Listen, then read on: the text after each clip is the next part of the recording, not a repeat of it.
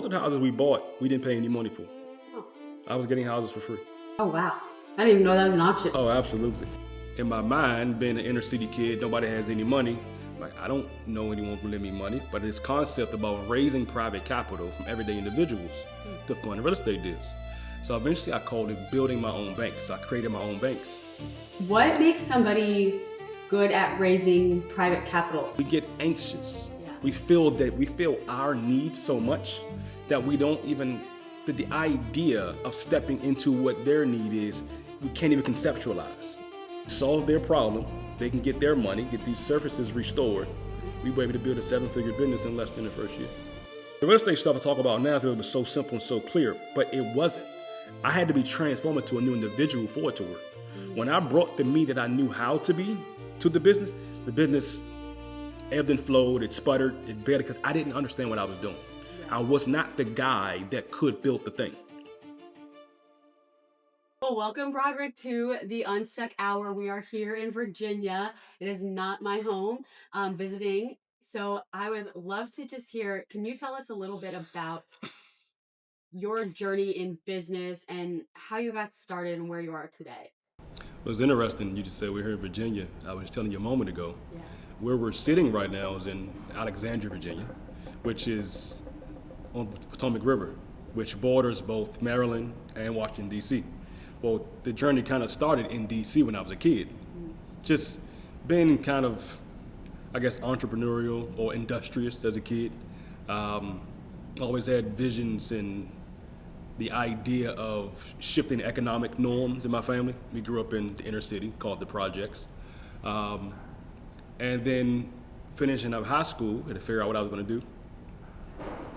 And I didn't grow up in an area where college was promoted a lot. So some of my peers did, but most of us didn't even think about it. So I kind of had to figure out, okay, what am I going to do next? And I just know when to make money. So started a job, but always had kind of side hustles going on. The first significant business that I started that was able to replace my income was in a real estate business. I was flipping houses and did that actually when my first kid was born. So I had to drive around town with the baby in my arms. My wife was at work to flip houses to pay the bills. So it all started there and grew.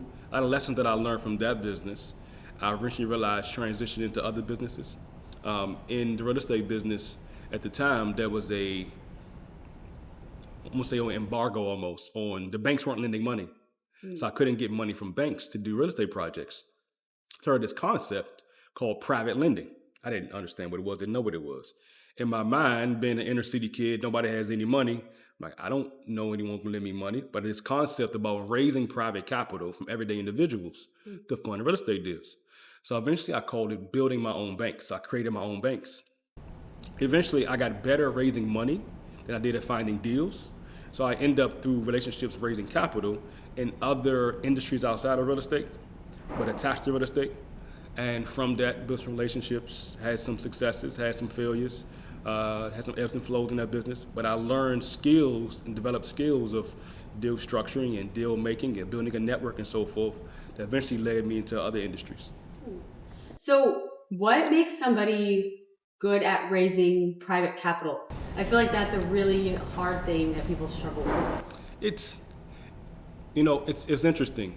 We both are familiar with Myron Golden and his idea of making offers. And the psychology of making offers is you have to be able to position the value of what you need or desire as a valuable exchange for the other person.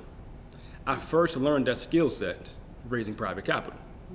The idea was, when I first started out, again, I'm 29 years old, never made more than $50,000 in a year, maybe $55,000 a year. No one in my family had ever made any real money. So the concept of raising private capital, in my mind, I couldn't do it. Like, how can I do it? I'm a 29-year-old kid. I've been stuttering most of my life. I just got rid of a stutter that was an impediment that, so 2 years prior to that, every third or fourth word, I would have a, speech impediment. It was positioned to me that you just talk to people, you share with them what you're working on, you show them the credibility of it, and they give you money. I couldn't conceptualize that.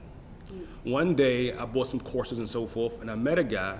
He says, you have to be able to understand the person with the money has a need also. And I'm like, but they have money. Because in my head, not having any money ever, I didn't believe people with money had money problems. Yeah. When I was able to understand the needs of the person with the money, I was able to position my opportunity, not as an ask for me, but as an offer to them. When I was able to conceptualize that psychologically, that I was making them an offer of how to get a safe, secure return wrapped in this real estate thing, they would get all the documents that a bank would get that they loaned me on the house. So I had to understand the structure of the deal, the psychology of the individual, and position my business to where it was a good option for the person with the capital to invest their money into. Does that make sense? It does. And so is there anything different from getting investors versus raising private capital? Those are two separate things. What do you mean by investors? So I feel like I hear a lot of people when they start a business, they talk about like finding investors. Okay. And they then technically own the company. Gotcha. Is that the same way as private capital? You're talking about like venture capital, kind of like. Kind of, It's all raising money, Yeah. but it's basically the paperwork, how it's structured dictates what it's defined as. So Yeah. the situation was. In my instance, the business was mine. Okay. I wasn't selling any interest in my business. I was selling opportunity to basically to be my bank. Got it. And you would be the lender on the business, and your business will be, your money will be secured by interest in the project. But I was able to show how, for instance, let's say the house was, for clear math, was $1 million. Yeah. My business model required me to be all in to the project, acquisition, holding costs, repair costs, interest to my lender, under 70%. Gotcha. So if it's worth $1 million after it's all repaired, I want to be all in under $700,000. So let's say the product needed $200,000 in repairs. Then I will buy the house for $500,000. I will come to my lender, my investor, and show how they were protected. That even if I was an idiot and I screwed up, they would then be able to foreclose on $1 million opportunity for only being into it for whatever portion they were of the $500,000. So I was able to show the value in how to deal with structure. Okay. A lot of time with venture capital, you're raising money against the possible upside of tomorrow. Yeah. So that's a much more high risk thing. Yeah. You can raise a whole lot more money if your idea is big enough, but also you do exchange, or you dilute your ownership a lot of times when you're doing VC money. Yeah. Okay, yeah, that makes sense, because that's what I've mostly heard in terms of capital of, you might get investors, but they own 51% of the business, and then they also get to kind of that all comes down to deal structure. Yeah. Okay. Like for instance, when I started doing, you ever played a board game, Cash Flow 101? No. I need to play with you guys. So it's you read Rich Dad Poor Dad? Half of it. Okay. So the story goes, I was a rich dad student for real estate. Yeah. The story goes that there was this, the book that became popular was actually initially kind of like a manual for the board game. Kiyosaki's idea was to provide financial education to everyday individuals, and this board game was $200. The idea was to practice accounting, but also deal structuring. So I bring this up because I often teach when playing the board game with my kids and everyone else how to structure partnerships. I almost never do 50-50 partnerships. Because if I bring the business, the idea, the hustle, the muscle, the experience, the understanding, I'm interested in partnering with someone, but it doesn't necessarily mean we share responsibility for everything. Gotcha. So a lot of people, when they first start out, they don't know there's any other way to structure deals. I know a lot of guys who in the real estate business still, because they raise money, they'll promise returns that are obscene because they just want to raise the money. When you understand how to position value, you don't have to necessarily give away value just to exchange value. Does that make sense? That does make sense. Yeah, so. But for somebody listening, what would make, in your area, what would make something of value to them? Would it be basically the opportunity that you can't fail, like you said, with the foreclosure? Well, with the real estate business, that was one of the primary, real estate residential business, that was one of the primary ways. When we did the same capital raises against commercial property or mobile home parks or apartment buildings, it was different. Yeah. Okay. Because those are technically businesses, and I want investors in the business. A house isn't a business. Yeah. I made the house into a business based upon the way I acquired it and the way we would offload it later. But if I was to buy a 100-unit apartment complex, that's not the same deal structure as it would be for a house. So really, to your question, how do you position the value? In my mind, you have to first know what the person values. We were just telling a coaching client of ours recently that you have to ask your prospects, your customers, your clients, your investors more questions. You got to make it more about what do they want, what do they need, what are they looking for. The more I can get them to tell me what they care about, the less work it is for me to figure out what to offer them. Because I'm just trying to fill the void of what they're looking for anyway. Does that make sense? It does make sense. And oftentimes it seems like people will have an offer and that maybe they don't listen because they don't want to restructure their offer for the people. Do you see that a lot? For sure. And I like what Myra Golden says. You have commission breath. Yeah. And the idea, the psychology of that is we get anxious. Yeah. We feel our needs so much that we don't even, the idea of stepping into what their need is, we can't even conceptualize. Because we want to get this thing done. We want a profitable business. We want to acquire this house. We want to buy this property. So we need. It's my experience that when you are in that need posture, even if you actually truly have no money in your pocket, I've raised millions of dollars and had no money. So I needed the money to buy the business to feed my family.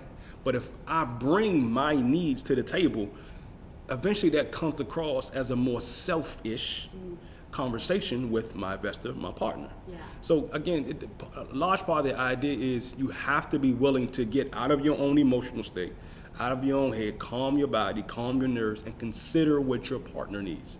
I like to always say all the time, in order to really make more money, you got to figure out how to be more selfless and not so selfish.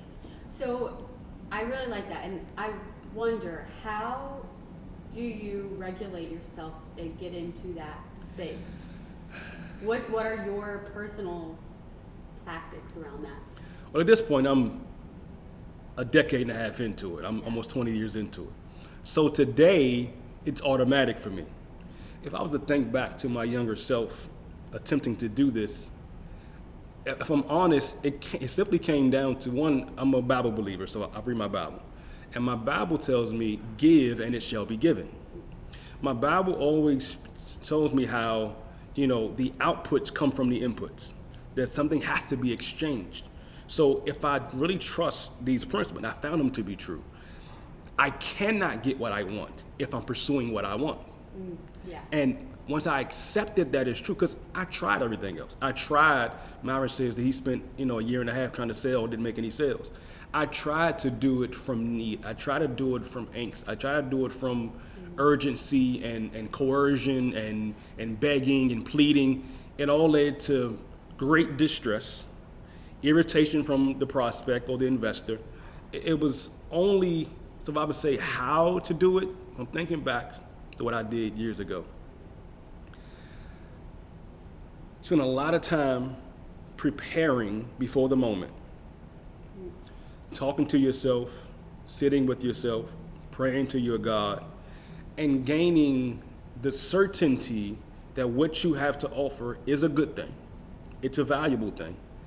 And understand that a lot of times these things are just math problems. And you have to do the laps, the baby steps, to meet the people, to the right opportunities that eventually leads to the yeses that you need. I don't really know any other way to do it anymore. But I do know I tried it without that perspective, and it never worked. Yeah. I mean, that's not true. I got lucky a few times, small amounts of money, just asking people and begging. But it wasn't until I was able to really embody and understand that everyone has some kind of need. And if I can feel their need, then my needs will get filled. So needs on the side of private capital, what types of needs do they typically have? It depends on the investor. For one, if you are a high income individual, you're a high income employee, or you're a high income business owner, you make $500,000, $1 million, $2 million a year, your biggest expense is taxes. Okay? So one big advantage, for instance, of having real estate investment property is depreciation. You get to offset depreciation in the real estate against your actual income. So I've had investors, I went in initially offering, on house projects, it was a percentage rate return. On commercial projects, it was cash flow and percentage of ownership, which means they would get a piece of the upside, the cash flow, a piece of so forth and so on. I learned, actually from a mentor I had out in California, that some people actually don't want to make any more money. They just want to keep more money that they're already making. Yeah, okay. So there were some people that didn't want what I needed the most. I needed the cash flow, and I wanted the appreciation so I can refinance the project later. Some people value more the bonus depreciation against the property. They can keep more of their already produced income. So it depends on the individual. Some people want a lot of cash flow. Some people want to be in some VC, for instance. The VC model is they want the upside. They want to double and triple their investment. They want to multiply their investment. Most everyday investors, they want a safe, secure return on money that they've put aside to out-earn their earning. Gotcha. So with real estate, it's 2026 now. Would you still go in the same way you did, or what would you do today? It's fascinating. I think today has a lot in common with, I entered the real estate business around 0809. Okay. And if you recall 0809, maybe you don't, but the world was falling apart. Like 100-year-old banks were going bankrupt. The US was bailing out banks. Like it was absolute chaos. There were foreclosures everywhere. I think we're actually pretty close to that right now. And this talk isn't about real estate per se, but I don't know that I would have to study market conditions better. Back then, I only knew what I was told. Now I can teach the stuff a lot of times. But I do think opportunities today are very similar to what they were back then in 08 through 2012. So if I was going to real estate today, I would probably look at some market trends. I do think that houses right now are overvalued. I've noticed that foreclosures are going up. I've noticed that days on markets for houses are staying on market longer, but I also believe that there's a lot of opportunity in multifamily. So back then I started with residential and then got into commercial. I would probably start in commercial and then back into residential. I do think there'll be a lot of deals in the next 2 to 5 years. Most of the houses we acquire will create a finance option where I wouldn't pay anything for the house. People literally mail me the keys to their houses. I know you're from Arizona. Yeah. I had multiple people, retirees in this region, DC metro region, who had, back then, 15 years ago, $500,000 houses. But they couldn't afford the upkeep on the house. They couldn't sell their house because the market was down. Yeah. But they had retired or they moved to take care of a family member in Arizona or in Texas. And the monthly mortgage payment, they couldn't handle. So I would make a deal where if I take all the payments for you, and I promise to take care of repairs and XYZ, I solve your problems. People would literally just mail me the keys. So we acquired a few dozen houses through what we call subject to financing or lease with the option to buy financing. So most of the houses we bought, we didn't pay any money for. Oh. I was getting houses for free. Oh, wow. I didn't even know that was an option. Oh, absolutely. So are you still doing real estate, or are you kind of retired out of that and doing other things? I don't focus on it. Through some relationships, I still get opportunities sometimes. Yeah.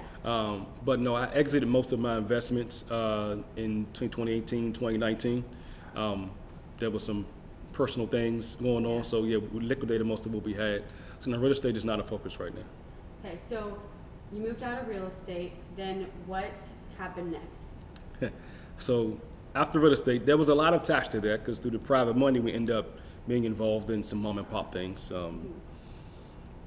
But from that, got into a couple of marketing opportunities. I actually built a small marketing company and sold it. But the next thing that worked was me and some old business partners, we got into the construction business, or actually paving. What was happening was, and still happening now, the East Coast where we are now, the infrastructure is very old. So there was federal money given to local municipalities to restore underground water and gas pipes. These were huge multi-million-dollar contracts that were awarded to contractors to get this work done. What happened was an associate of mine, a partner, a friend of mine, considered a brother, he was working for one of the companies that did the underground work. they were having issues collecting their money. Again, back to opportunity relationships. Everything I've done through relationships. For a long time, I said I make friends for a living. But back to the point. So we saw an opportunity where these huge contractors had millions of dollars of invoices that weren't being paid out to them. The municipalities weren't paying them their money because they weren't able to restore the ground back to normal after the underground work was done. So if you think about the ground, right, the concrete, the asphalt that we all utilize, the public utilizes, beneath that is the water and gas lines. Oh, okay. So they would break the ground, go in and restore, replace the gas lines, but they wouldn't get paid out until they restore the surface back to public use. And that takes a while. But they did not do that work. They specialized in underground work. It was an underground work contract, but they were responsible for the whole job site. So they would subcontract out to people, some of the smaller companies, to do the restoration work. Well, they were having problems finding companies who could sustain the work, guarantee the work, get there on time, and over and over and over again. So basically, we initially did, you know what factoring is? No. So factoring is kind of like I got into the factoring business. But basically, that's actually the next business. Through my private lending, we would provide short-term finance, like bridge funding for businesses. Yeah. So we would like buy their invoices for a premium against it. Long story short, we did a few small loans to a small supplier, a subcontractor for the big company, and we loaned them some money to get some jobs done.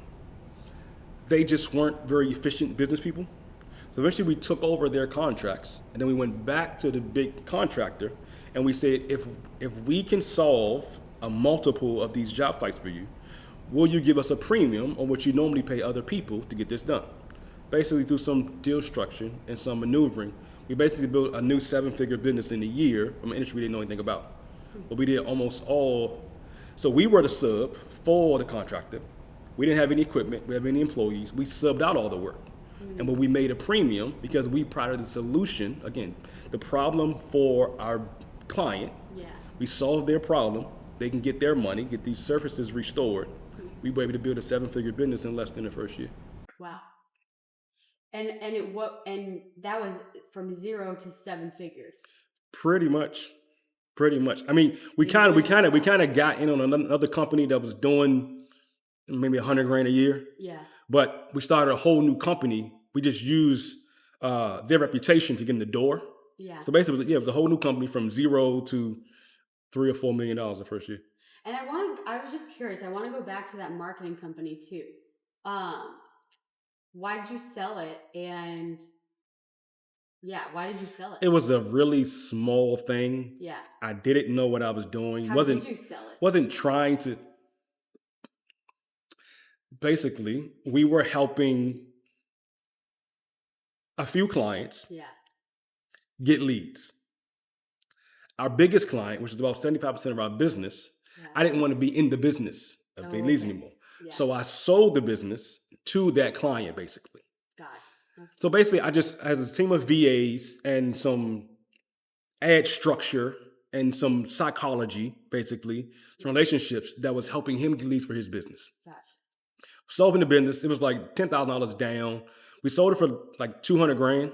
So it wasn't a whole bunch of money, but the $200,000 was structured to where it was $15,000 down, and the rest would get paid out over a certain period of time. I don't think I actually ever got the whole $200,000 because he wound up shutting it down. Something happened, but a lot of times with business acquisitions, people don't pay cash for them.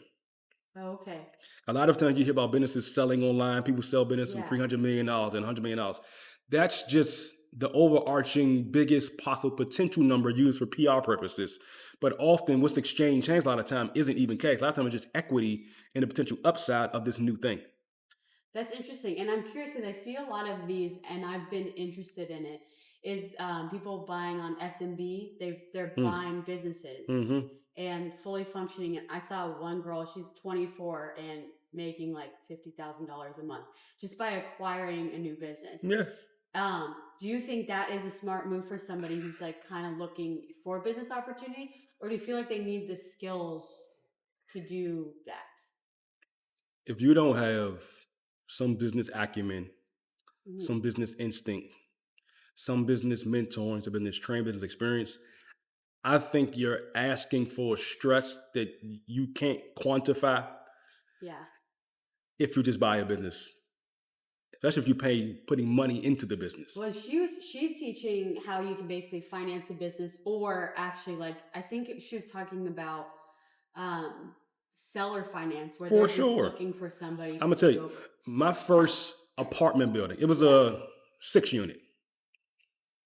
It was a son that had taken over the apartment building, who didn't want to be in the business at all. His dad was older, didn't want to be in the business anymore.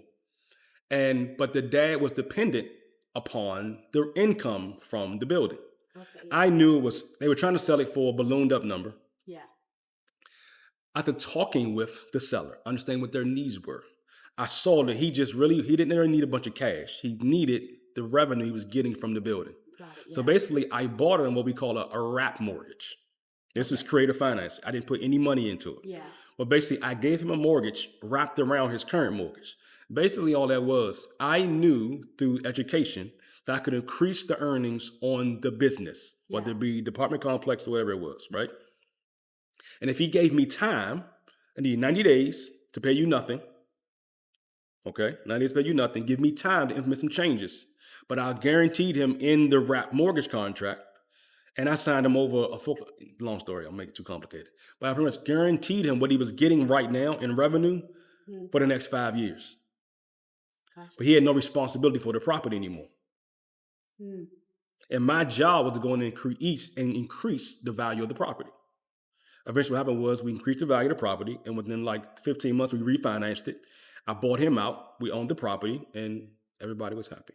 But yes, that kind of structure happens every single day in business. Yeah. Very, very fascinating story. You may not know this. This may not even be fit for the conversation. You familiar with Alec Rodriguez, the baseball player, former baseball player? A-Rod. They call him A-Rod. Okay. A-Rod's a business guy now. He actually had a business show on TV for a while. It's a very interesting creative finance deal. Alex Rodriguez right now and his partner, I forget the guy's name, they're the owner of the Minnesota Timberwolves, the Minnesota NBA basketball team. They acquired that team through creative financing. They didn't spend money necessarily to buy it. They went into a deal with the owner at the time where they spent some money, but they would acquire a certain portion of the team at a certain valuation. You know what valuation means? What you estimate the value of the thing to be worth, let's just say $1 million. Yeah. I want to buy 20%, so I put in $200,000 for that. Yeah. Now, $1 million may not be the actual value, but we're structuring the deal based upon that value. Yeah. So they were able to basically, long story short, when they finally were able to buy the other majority ownership of the team, Yeah. they made $1 billion when they bought the team. They made $1 billion. Because the way the deal was structured, the evaluation that they agreed upon when they first went into the deal gave them time to finalize the majority chunk of the business.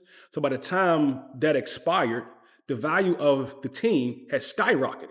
But they already had a pre-agreed upon final price because they creatively structured the deal without having to spend any money for the structure. So when they actually took ownership of the team, they actually were able to acquire $1 billion in equity, technically, by acquiring the team. And I wonder, because I feel like business can be very complex for a lot of people, including myself. What traits do you feel like you had?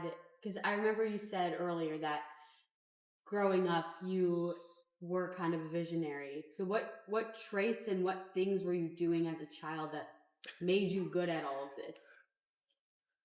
My wife has a degree in Hebrew studies from Howard University. Mm-hmm. And in the biblical Hebrew, the word used for king or queen is translated as basically one who calms chaos. You reign in chaos. If you are a business owner, your primary job is to acknowledge and accept that chaos is a part of it and get very good at calming the chaos. If you're a person who is trying to avoid chaos, that's trying to avoid calamity, that's trying to avoid distress, that's trying to avoid, you're not a business owner. Because what comes with managing anything, even managing yourself, is unexpected, uncertain things. So growing up the way that I did, there was constant uncertainty. There was always some chaos to calm. I didn't know there was a skill, right? But what I've seen across all business spectrums, what I've seen at Every increased income level is the increased ability to self-manage and manage chaos and be unmoved by it. Mm, So I would say that is the primary skill. yeah. And that's probably why you see so many, success stories where they come from really difficult Because beginnings. the reality is, now, I think people who come from great economic backgrounds Yeah. do succeed and can succeed, Yeah. but depends on what they learn through their economic experience. Yeah. If their parents just gave them everything and never taught them what it costs to build anything, Yeah. themselves, their body, their mind, relationship, everything in life that you have to invest in costs the same thing. Yeah. You have to build it. But you don't have a builder mentality, then yes, you're going to deplete whatever it was you were handed over to. Like a large part of the way I see Call Me the Chaos is the ability to think critically, like think in layers, Yeah. not just about the problem, but about the problem, solution for the problem, how to avoid this problem again next time, what led to the problem in the past. So it's so many layers to these things. People that are intellectually lazy or emotionally lazy or emotionally timid or intellectually timid, they're going to struggle leading anything. Mm, yeah. That makes sense. And so now I know you are moving into, well, you're moving into a few stuff, but the next phase was building, scaling and building the law firm. Okay. And so with that, you said it was doing around like 30K, and you in 2 months got it to 700,000 In about 15 in months, 15 about months. 15 to 18 months. Okay. Um, How, and so I think this is a great example to show of like the layers and how you actually diagnose a business. So how did you diagnose what the problem was to get it to scale that way? I don't want to take too much credit because the lead attorney had to do a lot of the work. Mm-hmm. But it took me from an entrepreneurial lens to look at what the value was, Mm-hmm. what could be and should be better, how to communicate or position that value, how to then anchor ourselves in the certainty and confidence that this is valuable, and then do the work of promoting that value over and over and over again. I really think most complex things are simple Mm-hmm. if you embrace that difficulty is a part of it. Yeah. I think a lot of people think things are hard because they're looking forward to things being easy. Yeah. If you just accept that it's all hard, anything worth having, you're a mother of three, like Mm-hmm. you're a wife, none of it's easy. Yeah. But nothing beautiful comes from ease. Like ease is beautiful. Nothing beautiful comes from ease, Yeah. right? Like I mean, you've given birth to three children. That wasn't easy, No. right? So it kind of confounds me that we expect the things that we aspire and desire to have the greatest. We're shocked when they don't feel easy. That's shocking to me. But with this, it was really more about understanding if there was something unique about it. What's the unique value? Which is rare because most things aren't so unique. It's really about how you position the value of what it is. Mm-hmm. Like there are so many different businesses or business models or solutions in the world. In this instance, she had a very, very, very unique approach towards this one area of law. Yeah. The attorney was not aware that it was so uniquely valuable and didn't understand necessarily that Mm. that value has to be expressed Yeah. perpetually over and over and over again. And eventually, once that was done, the results kind of just showed up. We didn't enact any great sophisticated marketing system. We didn't do anything real complicated. It was really just about recognizing the value in the preparation, positioning that unique value against what the market is looking for and calling for, understanding that that needed to be expressed confidently, and then expressing it confidently over and over and over again with the people who would see the value in the positioning Yeah. enough to they would exchange their money for the solution. It wasn't that complex. It is when you've never done it. If you only known the school way of looking at the world, Mm-hmm. it seems very complex because it's outside of how you're taught to do anything. But when you've been in the world of problem solving most of your adult life, it's simple to see. So when I talk to most business owners now, it's all usually pretty fundamental and simple to me Yeah. because there aren't so many things that have to be done for something to work or to make money. The challenge is knowing what to pay attention to once you put it in place so it keeps going. Mm.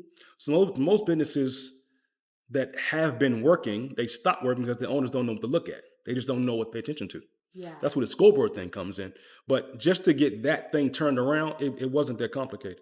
So you mentioned scoreboard. So can you share what scoreboard means? Because you were just talking about observation, but for the listener, what is scoreboard? So scoreboard is an acronym that I came up with maybe 13 years ago or so. It's the word score, literally, SCORE. At the time, I had a passion for, and I still do today, educating young people trying to figure out their lives. Mm-hmm. So I had a group conference call I did every Sunday night. And I was attempting to figure out a way to communicate to these young people starting their lives, early 20, 30 years old, what it takes and what it costs to build their life or to build their business. Mm-hmm. But I wanted to be simple, succinct, and I want to be able to communicate what I know I experienced trying to make this thing work. Because the real estate stuff I talk about now is so simple and so clear, but it wasn't. I had to be transformed to a new individual for it to work. Mm-hmm. When I brought the me that I knew how to be to the business ebbed and flowed, it sputtered, it bared because I didn't understand what I was doing. Yeah. I was not the guy that could build the thing.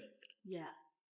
When I looked back and learned a few things, one, I recognized that someone said what SCORE stands for. The S stands for skill. Now, skills just really speaks to the stuff that we learn, the stuff that we do, a sales skill, a marketing skill, the information we gather, the stuff that we learn, which we all value. We get our degree in stuff. We buy courses for stuff. Mm-hmm. We buy coaches for stuff. We want the tactics, the what to do. What to do, yeah. But I kept recognizing that even though when I knew what to do, I still sometimes couldn't get what I knew worked to work for me. Mm-hmm. So the S stands for skill, which I think is the most overrated part of the acronym. Yeah. The second letter is C, that's for consistency. Consistency just speaks to the expression of commitment. When you're committed to something, that shows up through consistency.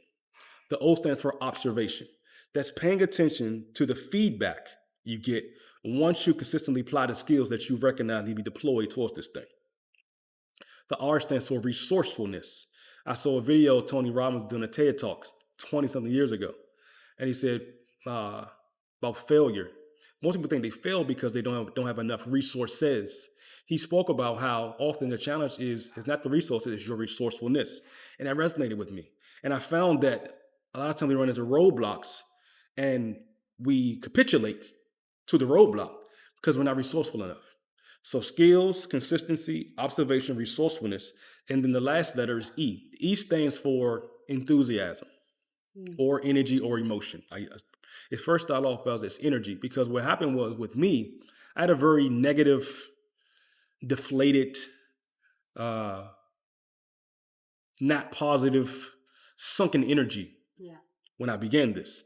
And I recognized that sometimes I would do the right things at the right times, but the energy that I was carrying, that I brought to doing the work, just didn't communicate that the work should work for me. Does that make sense? That makes sense, yeah. So skills, consistency, observation, resourcefulness, and I say enthusiasm because that to me includes the energy and emotional state needed to do the thing.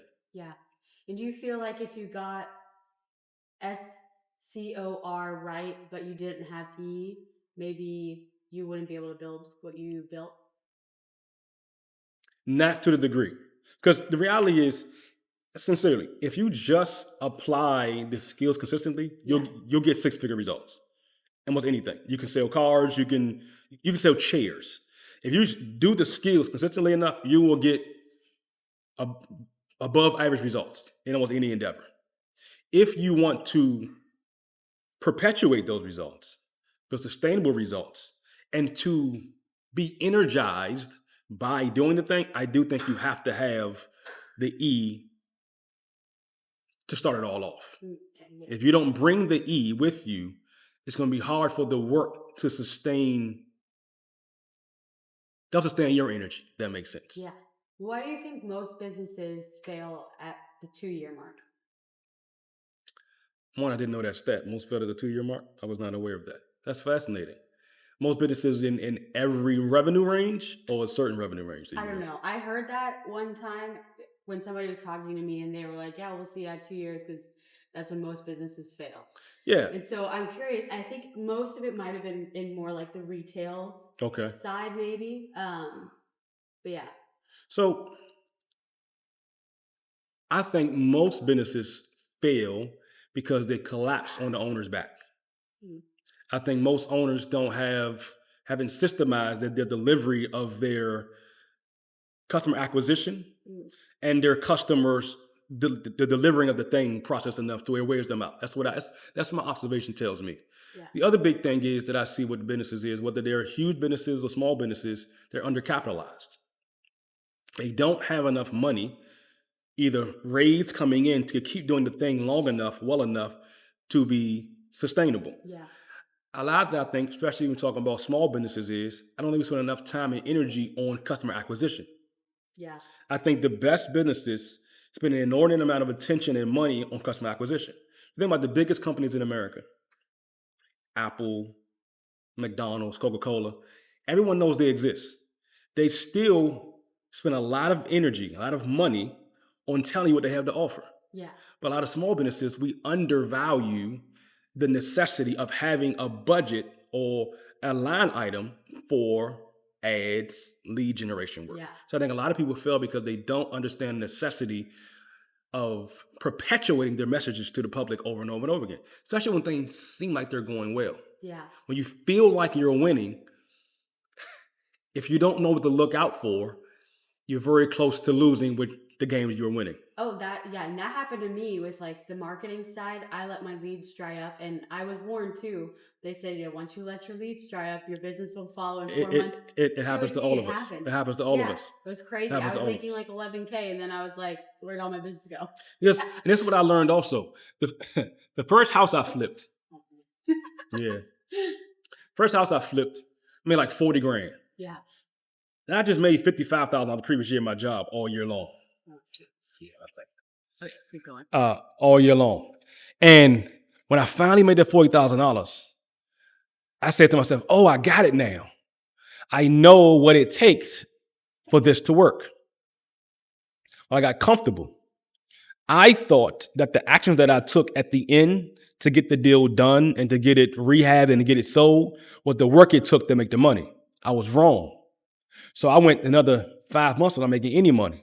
What I didn't understand back then is that the real work was all the laps or the reps that I took to gain the momentum, the traction with my marketing, relationships increasing to where my lead flow came in, to where I had too many opportunities, so I could choose the best ones that didn't make the money.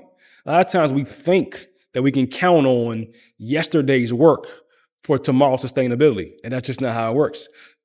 Momentum, when you have it, needs to be celebrated, valued, but perpetuated, because it's the hardest thing to acquire, momentum. And once we feel like we're winning, also we take our foot off the gas, we forget what got us there. Yeah. That happens all the time. So, all right, we're moving the mic because of outside noise. So you've talked about scaling, and you are now in your own area where you are starting your own business, being a coach or consultant.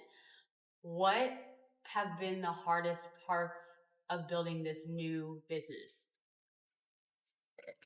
The hardest part for me personally, it's simply been, I have such a bevy of interests.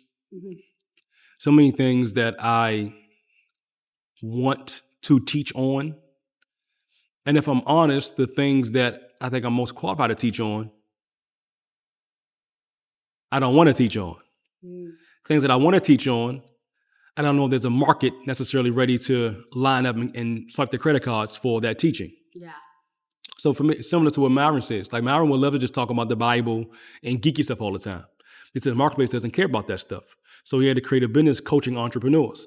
So I'm going to choose to coach entrepreneurs because I am certain that I can help many, if not most, and that my experience, my skills, and some of my frameworks can help people see where they're stuck and break through.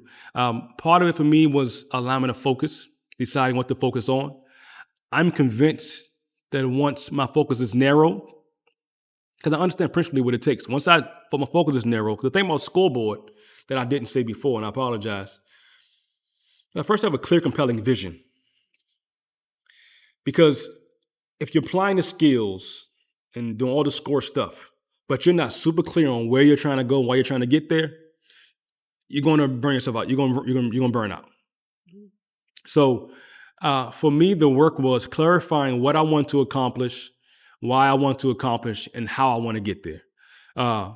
Once that's nailed down, principally, it doesn't take much for me in my mind to build anything to 7 figures and 8 figures not long afterwards. Okay, so if you have the vision, then how do you get to 7 figures as a business coach? How do you get there? Well, it's just math at some point, right? So a large part is once you identify your market and your message, then it's about doing the laps. I say business is real simple. Well, should I say, generating income is simple. You only need 2 things: something to sell, people to sell it to. But as we know in the world today, it's very noisy. A lot of people and companies fighting for people's attention. So to your point with this podcast and you being my content or creativity coach, you have to perpetuate your messaging to people. You have to be able to borrow some attention so you can offer your stuff to them. As far as getting to 7 figures, I don't think most people who've never made 7 figures should think about 7 figures. I think most people who've never made 7 figures should think about how to become profitable. Because simply, once you become profitable, once your ads pay for themselves, your attention pays for themselves, you see what it costs to acquire a customer in energy, time, attention, and money, then it's just about systemizing that process. So if your product's only $1,000, then you figure out the math to sell, that times $1 million. I don't think that, again, $1 million should be the focus of someone who hasn't made $1 million before. I think figure out how to become profitable, how to sell what you have to offer, figure out what's valuable about what you have to offer to the people you're offering it to, get a few customers, observe what activities led to this customer being acquired, interview the customer and know what it was that stood out to them, what problem you solved, understand those things. Once you understand those things, just about systemizing the process to get to the next customer. Once you do that enough times, you will see the patterns that reveal to you what activities lead to what outcomes. Once you do that, it may take a lot of energy to get from 0 to your first 100,000. But once you get the first 100,000, from 100,000 to 500,000 should be a lot simpler if you step back and look at what got to the 100,000. So if you get to the 100,000 fast, don't think about $1 million. Catch $1 million for your vision. Have a vision for $1 million, but focus on the first 10,000, the first 50,000, the first 100,000. Once you do that, then it's about systemizing the process to duplicate and replicate that first $100,000, because $1 million is just 10 times 100,000. But for most people that's never made that kind of money, focusing on that kind of money, you're going to overwhelm yourself because it seems big to you. So as you know, I'm a proponent of baby steps, taking whatever seems big into bite-sized steps. So cast a vision for $1 million. I want $1 million in the next 12 months. Cool. Where are you today? I'm at $0. Don't focus on $1 million. Yeah. Focus on how to get above 0. Once you get above 0, then you get, okay, how do I double above 0? It's just incremental progress. Develop the muscles of acquiring customers and becoming profitable. Once you do that, take a step back or hire somebody to help you see how you can replicate and duplicate that process. I think that's the simplest, easiest path to do it, not trying to make $1 million. Yeah. So let's talk about your business and everything, and I'm curious where you're at in narrowing it. So you mentioned that you want to teach certain things, but the market doesn't maybe want that. So what areas are you considering? So you said entrepreneurs. Mm-hmm. Have you fully narrowed in, or where are you at? So I've sorry. It's all good. There you go. A lot of editing here. Yeah. See? So yes, I have resolved to work with entrepreneurs. If I'm sincere, I think I'm best suited to just coach leaders in general. But as the coaching industry teaches us, but the coaching industry, in this marketing coaching world, they teach us to become very, very narrow and specific on one particular avatar. Yeah. I want to help young people. I want to help parents. I want to help business owners already doing 7 figures, make 7 figures with less stress. Yeah. I want to help 7-figure people who ambitious get to 8 figures. I want to help the person struggling to make 10 grand to get to 30 grand a month. I want to help people, but I think my perspective and my worldview is probably most suited for entrepreneurs making less than $50,000 a month.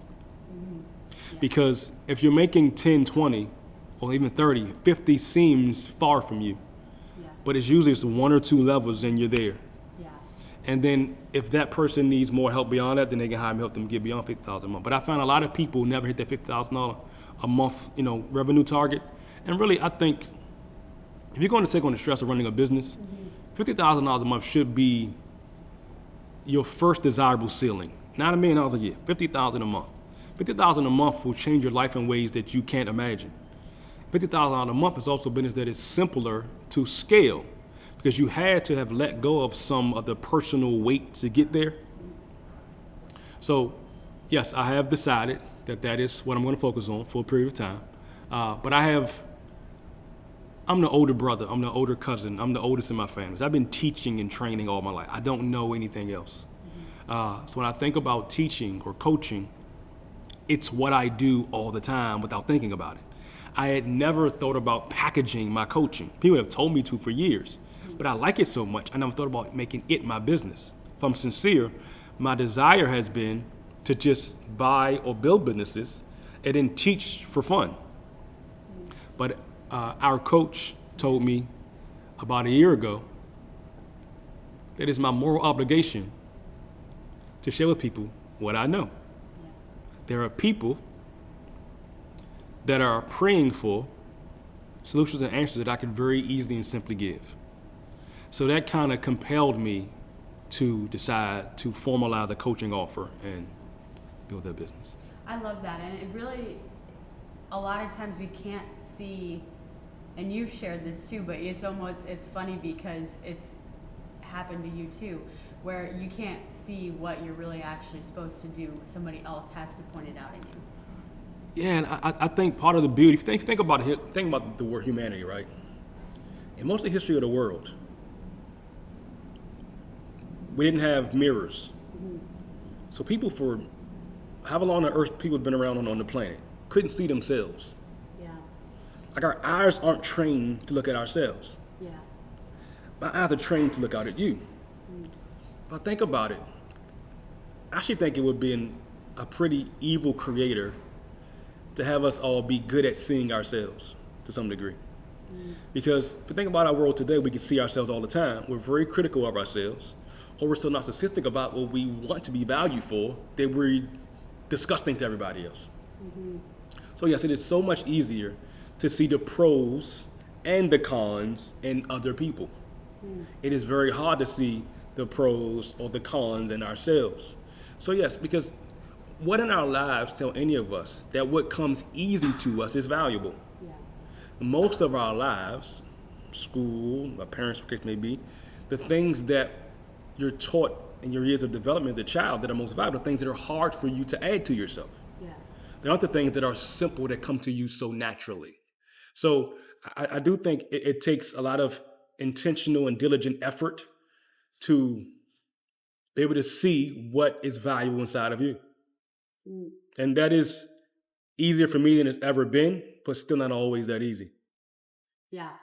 And that's really where a coach comes in, is to extract the value out of somebody so that they can do the skills that they already know how to do. I can't tell how many people that I know that have bought Myron's program or bought real estate courses for $10,000, $20,000, $30,000 that never did anything with the information. Like, never did anything. They had year-long or 2-year-long agreements to do this stuff. But it's something about our own sense of inadequacy Mhm. or our fear of how we be seen or recognized or rejected or so forth. It often causes a crippling effect. I think a lot of us, yes, often need somebody else to look inside of us and let us know, no, this can work for you. But a lot of times we think in the terms of the $1 million thing, Mhm. the top of the Yeah. stairs instead of the baby steps. What's the one thing I can do today that moves me closer to where I'm trying to go? And just consistently look at it from that lens. I think so often we get drawn in by the allure of the promise that Mhm. we cripple ourselves. That's Yeah. what I did to me. I did it to myself on and off again for years. I mean, I was making decent money, but I was depressed and scared and anxious for a while because I was so focused on myself. Mm. And when you flipped it and started focusing on other people, that's how you got out of Everything became simpler. But even doing that, right? Your life's still gonna do life stuff. that. Hmm. Your marriage is gonna do what it does. Your kids gonna do what it does. And there's gonna be times when you lose a perspective, especially when you first begin. Particularly when you first begin practicing this new skill, you won't have it perfected. You're still practicing. So for me, I had to have a conscious process. It started with me waking up every morning at 4:30, and some time in prayer, and just settling my mind and my body before I start the day. When it's still dark outside, and reminding myself of the perspective I must carry into my day to do the things that lead to the outcomes that I want. So I like that you mentioned that of praying at 4:30 in the morning. Mhm. What other things did you have to give up to get where you are?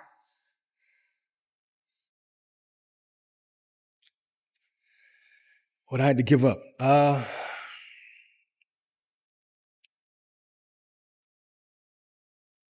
That's an easy answer,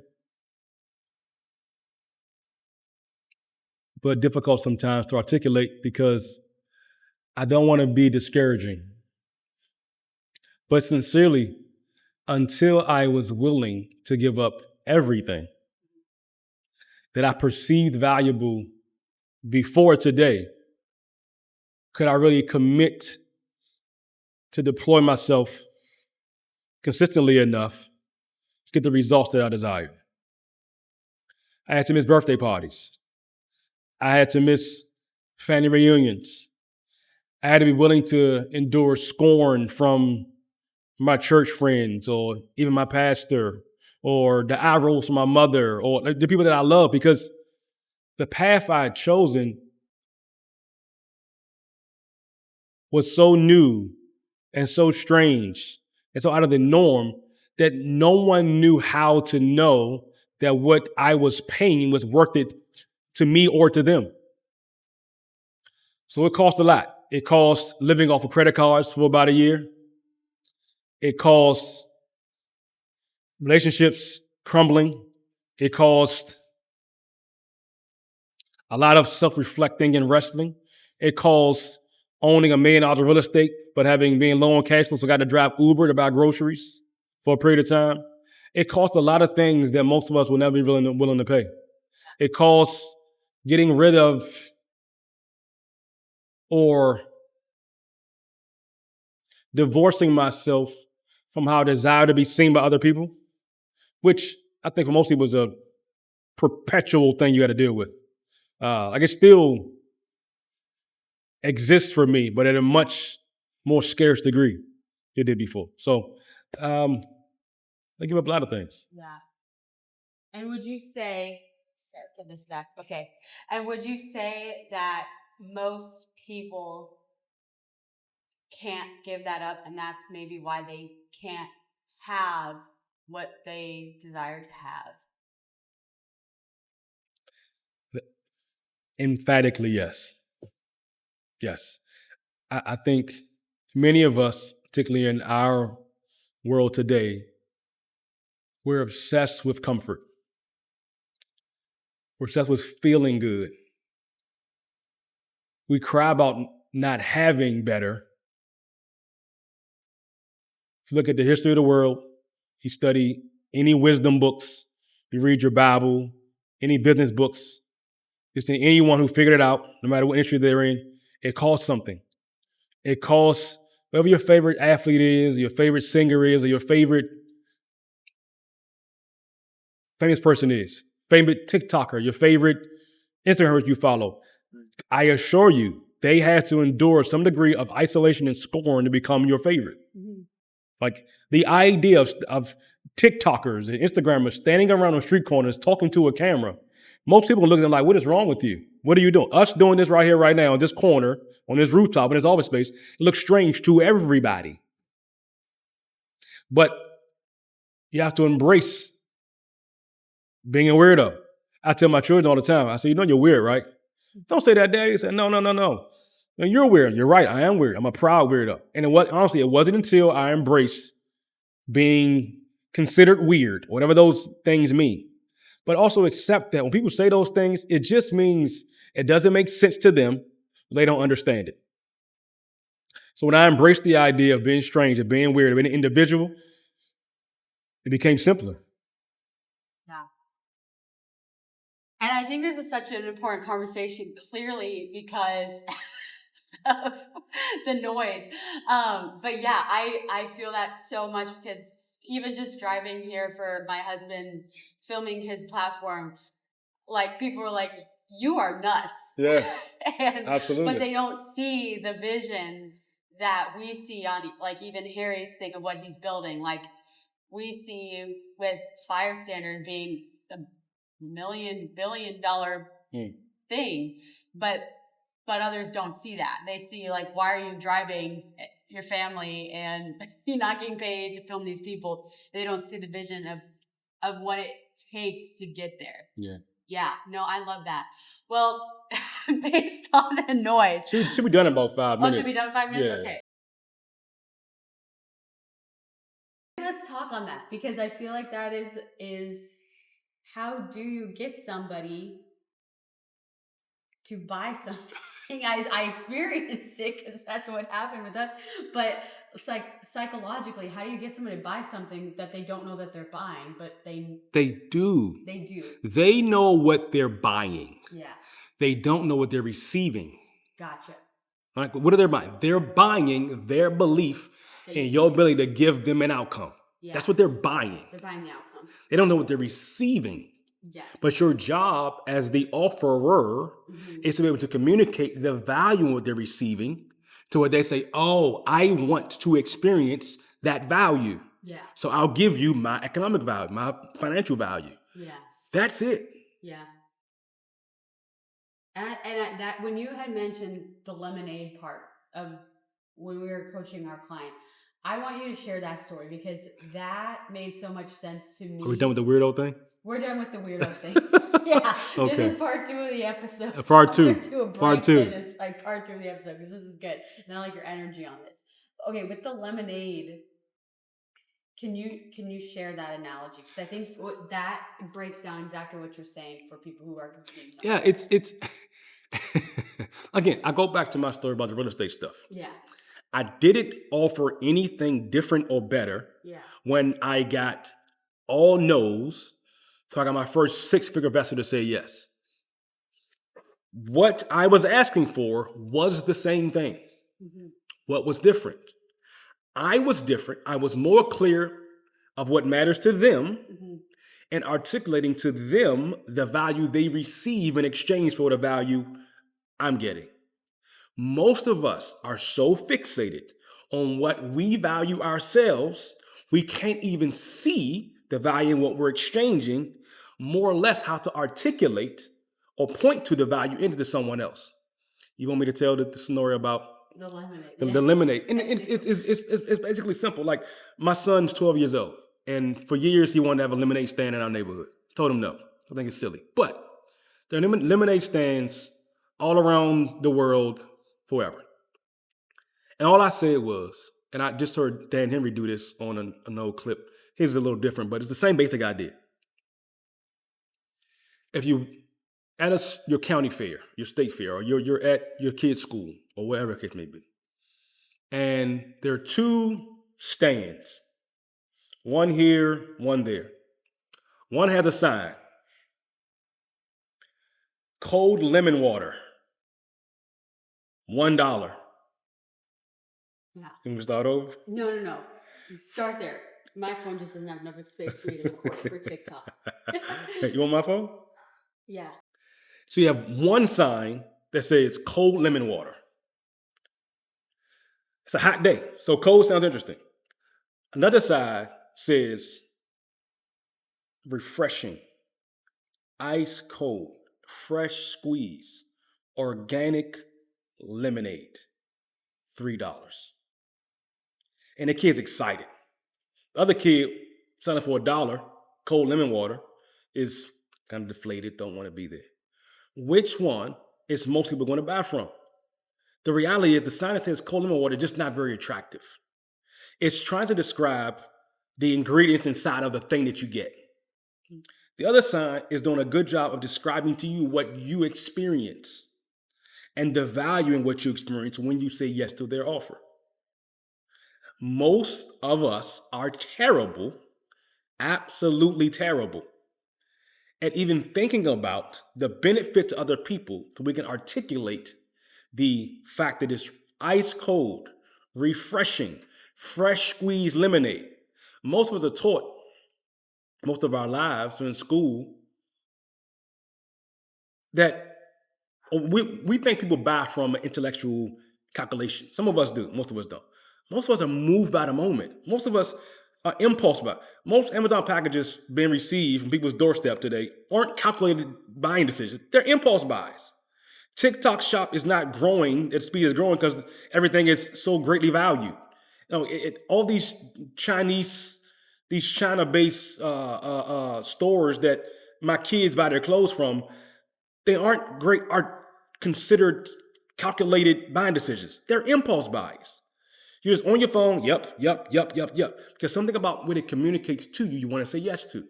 So our job as entrepreneurs is to think about what the person buying from us receives, what they get, what they experience, what they feel, what they get the benefit of when we package our thing and communicate it. Not necessarily trying to name what's inside of it or what we think people should care about. No, that's so true. Yeah, I love that you shared that because I think that's the biggest part, and that's where I always mess up myself, as I want to tell them exactly the system of Yes. how they're going to get the result versus like how they are going to feel about the result. And once I even flipped it with just one person, they like immediately were so excited just thinking like, oh, I'm going to be an author versus like, oh, you're going to write your book with AI being your transcriber, and like they don't care. They care about, oh, I'm going to be an author tomorrow. And that's so different. But most of us, including myself, are always writing towards the system. So going into, sorry, I made my lose my train of thought. Okay. So finishing up here, what is something that you just want to leave to the person who is maybe a struggling entrepreneur that is making a little bit but not making what they want to be? Maybe to the one that is living off the credit cards and can't see the end in sight. If I was talking to the person right now that is on the cusp of giving up because it just like feels like it's worth it, I would say there's a reason why you started this whole thing. There was something inside of you. There was some kind of call that you felt on your heart or in your head that made the beginning of this journey worth it for you. The difficulty that you're facing is predictable, to be expected. It's normal. Don't be discouraged by the fact that you're not an expert or you look like you're a genius or you're not a millionaire right now. Don't be overwhelmed by that. That's normal. It happens for all of us.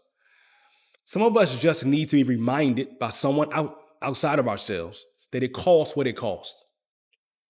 Some of us are just too close to it to see what's working and what's not working. Some of us are too close to know what to give our attention to.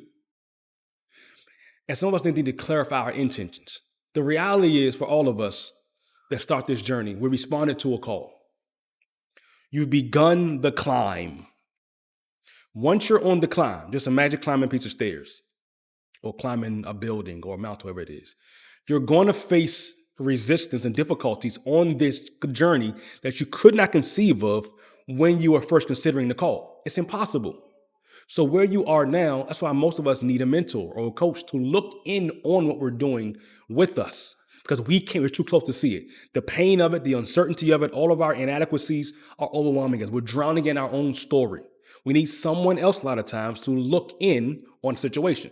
In my book, I call it, you need 3 different kinds of mentors. Often to begin the climb, respond to the call, you need someone who was dear to you, someone who was close to heart, who just encourage you, say, I believe in you, baby, you can do this. I believe in you, honey, you can do this. Go get started. That's great to begin. Once you're on the climb, a lot of times that person's voice, they don't know what to say to you once you're climbing, unless they themselves are also a climber, and most people aren't. So the voice that you need on the journey to figure out the problems is almost never the same voices that you started with.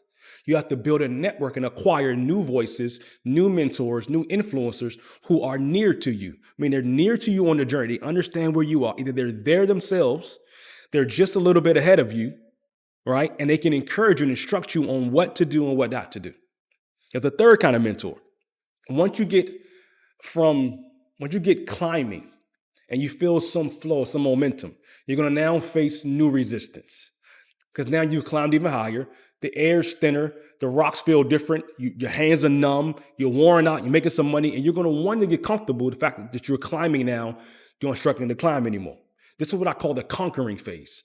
The conquering phase is when you face difficulties and uncertainties that can sometimes seem dangerous or seem untenable or seem like it's not worth it at all.